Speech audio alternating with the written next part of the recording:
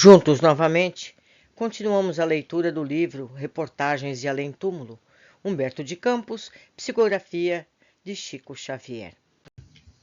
A história de hoje, Mania de Enfermidade. Vamos, Luísa, exclamava Inácio Penaranda, dirigindo-se à esposa afetuosa. Creio, estimarás o tema evangélico desta noite. Prometem-nos valiosas conclusões relativamente à mediunidade e seu exercício. Ao que suponho, os esclarecimentos apresentarão singular interesse para nós ambos. Luísa apoiou o rosto na mão direita num gesto muito seu e disse com enfado: Ora, Inácio, achas que posso cometer a imprudência de enfrentar a noite chuvosa? E a minha nevralgia? A gripe do Carlos? E o reumatismo da mamãe? Não teria ouvido para as lições que te referes? Francamente, não posso compreender tuas boas disposições invariáveis. Inácio aprimorava o nó da gravata e respondia: Compreendo os teus cuidados, mas devo lembrar que há 3 anos te esquivas a minha companhia. Naturalmente, devo ser o primeiro a encarecer tuas virtudes de filha e mãe. Creio, porém, que enxergas o sentido das enfermidades. Em vão procuro interessar-te nos problemas da fé. Inutilmente busco inclinar-te a mente para os problemas mais nobres da vida. Não sabes falar senão de doenças, insânias, ventosas, injeções de comprimidos. Vives quase esmagada por expectativa angustiosa. A chuva aborrece, o frio te atormenta, o vento leve te atemoriza. Tudo isso é de lamentar, porque nossa casa não se formou no pântano da ignorância, mas nos alicerces de conhecimentos sólidos. Nossa fé consagra a iluminação íntima como o patrimônio mais precioso do mundo. Por que então viver assim, descrente de Deus e de ti mesma? A senhora Penaranda esboçou um gesto de sensibilidade ofendida e redarguiu chorando. Sempre as mesmas exortações ásperas. Quando me porás compreender?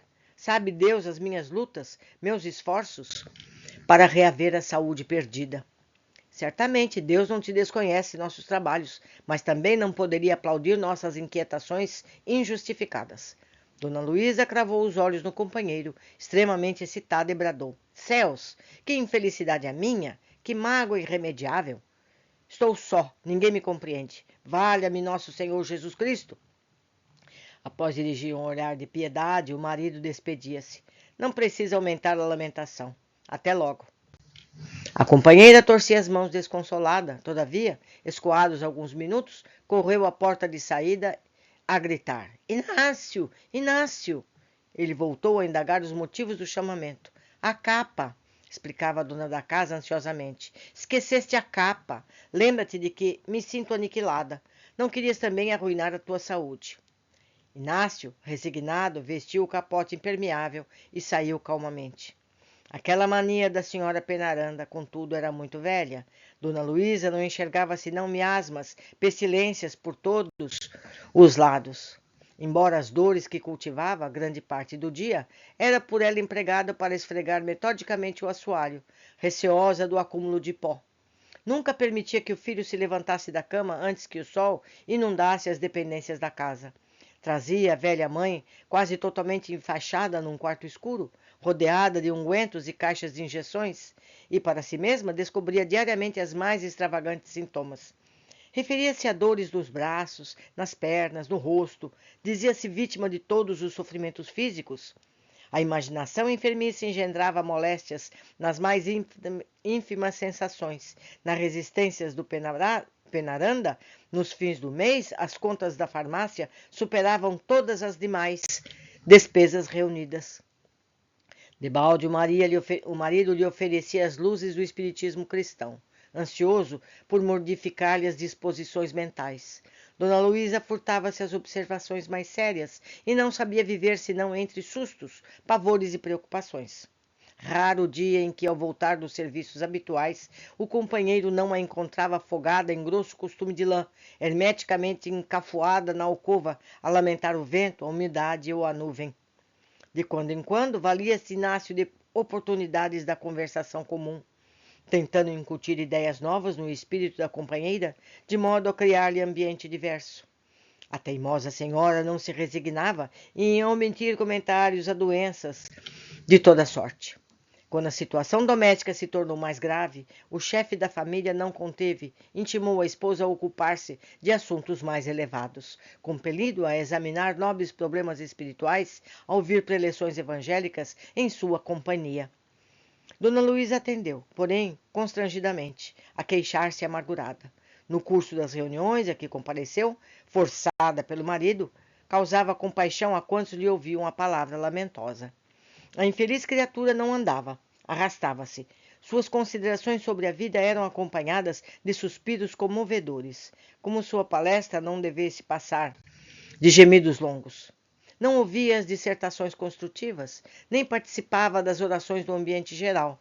Apenas prestava atenção às consolações de Salatiel, o amorável benfeitor invisível que comparecia a quase todas as reuniões.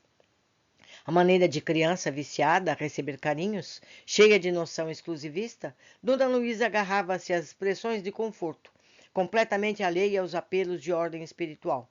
Parecia, contudo, tão esmagada de padecimentos físicos que o Sr. Marcondes, devotada médium do grupo, se ofereceu voluntariamente a levar-lhe socorros espirituais na própria residência.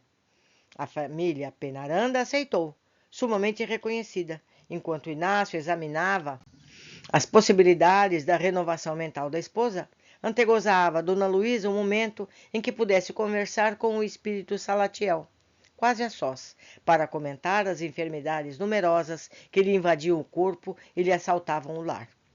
Começaram os trabalhos de assistência, em círculo muito íntimo. O dono da casa não cabia em si de esperança e contentamento. Na primeira noite de orações, Salatiel discorreu sobre a providência do Eterno Pai e as divinas possibilidades da criatura. O verbo amoroso e sábio da venerável entidade extravasava luz de esclarecimento e mel de sabedoria. Mas, com enorme surpresa dos presentes, finda a preleção, Dona Luísa adiantou-se interpelando o instrutor invisível. Meu caro protetor, antes de vos retirardes, gostaria de vos ouvir sobre as dores que venho sentindo no braço esquerdo. Depois de prolongado silêncio, o amigo espiritual, como homem educado a atender uma criança, respondeu qualquer coisa que a induzia à confiança do poder divino. A consulente não se deu por satisfeita e pediu explicações para a comichão que sentia nos pés. Também sobre o abatimento do filhinho e um exame dos órgãos da sua velha mãe, sentindo-se crivado de interrogações inoportunas, o benfeitor invisível prometeu alongar-se convenientemente no assunto na reunião da semana seguinte. Com efeito, na sessão imediata, compareceu Salatiel e endereçou significativa mensagem à senhora Penaranda. Minha irmã, dizia ele solicitamente, não construas cárceres mentais para as suas possibilidades criadoras na vida. É razoável que o doente procure remédio, como o sedento se encaminha à fonte amiga que lhe elimine a sede. Não envenenes, porém, os teus dias no mundo com a ideia de enfermidades. Por que esperar a saúde completa num plano material imperfeito como a Terra? Se o planeta é reconhecidamente uma escola, é justo não possa constituir morada exclusiva de educadores. Se a reencarnação é resgate de arestas, como aguardar expressão de pureza absoluta nos elementos em atrito? O corpo humano é campo de forças vivas. Milhões de indivíduos celulares aí se agitam, à moda dos homens nas colônias e nas cidades tumultuosas. Há contínuos serviços renovadores na assimilação e da dessimilização. Se isso é inevitável, como aguardar perfeita harmonia orgânica na máquina celular desmontável e perecível? Lembra-te de que esse laboratório corporal, transformável e provisório, é o templo onde poderás adquirir a saúde eterna do espírito. Andaria acertado o crente que se deixasse deter voluntariamente no lodo que recobre as paredes de sua casa de oração, indiferente à intimidade sublime e profunda do santuário? É justo que as figurações externas requisitem a nossa atenção, mas não podemos esquecer o essencial, o imperecível e o melhor. Pondera minhas despretensiosas palavras, libertamente encarcerada nas sombras transitórias, recordando o ensinamento de Jesus, quando asseverou que o nosso tesouro estará sempre onde colocarmos o coração. Dona Luísa, porém, continuou impermeável às advertências nobres e elevadas. Não valeram conselhos de Salatiel com amorosas interpretações do marido e dos irmãos na fé. Os anos agravaram as preocupações e manias, até que a morte do corpo se encarregou de atirá-la das novas experiências. Qual não foi, porém, a surpresa dolorosa ao ver-se sozinha, abandonada, sem ninguém?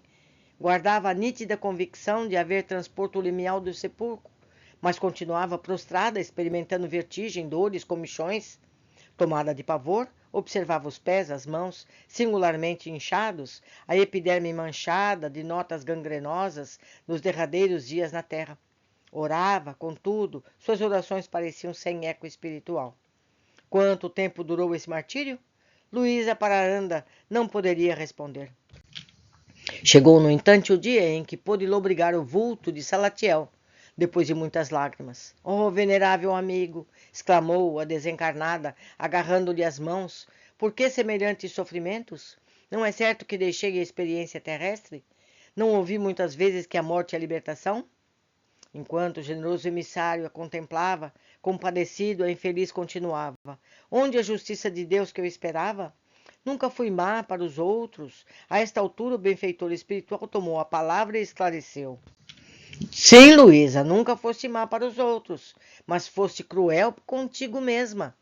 Não sabes que toda libertação ou escravização podem começar na terra ou nos círculos invisíveis? Sepulcro é mudança de casa, nunca de situação espiritual. A morte do corpo não elimina o campo que plantamos. Aliás, é a sua mão que nos oferece a colheita. Preferiste a ideia da enfermidade, cultivaste-a, alentaste-a. É natural que o teu campo aqui seja o da enfermidade. Não existe outro para quem, como tu, não quis pensar noutra coisa. E ante o olhar assombrado da infeliz, Salatiel rematou. Existe o reino de Deus que aguarda a glorificação de todas as criaturas. E existem os reinos do eu, onde nos internamos pelas criações do próprio capricho. Abandonemos os reinos inferiores das nossas ilusões, minha boa amiga. Procuremos o reino de Deus, infinito e eterno. A senhora Penaranda sentiu arfar-lhe o peito, alucinada de esperanças novas. Leva-me contigo, generoso Salatiel. Livra-me desses dolorosos padecimentos. Ensina-me o caminho da liberdade. O mensageiro lançou-lhe um olhar fraterno, fazendo menção de retirar-se, acentuou. Posso, como outrora, convidar-te, não porém arrastar-te. O problema pertence ao teu foro individual. O trabalho é no teu campo. Arranca-lhe a erva daninha, semeia o campo de novo. Vem conosco, Luísa. Ajuda-te, se te sentes verdadeiramente cansada da escravidão em que tens vivido. Recorda que para a libertação do espírito, todo minuto é tempo para começar. E nós, nossos amigos, como é que nós vivemos? Nós procuramos sempre o melhor possível ou vemos problema em tudo que nos cerca? Nós estamos semeando o campo futuro. Vamos olhar sempre com entusiasmo. Vamos sempre ver o melhor de cada situação para podermos merecer o melhor, hoje e sempre. Até breve.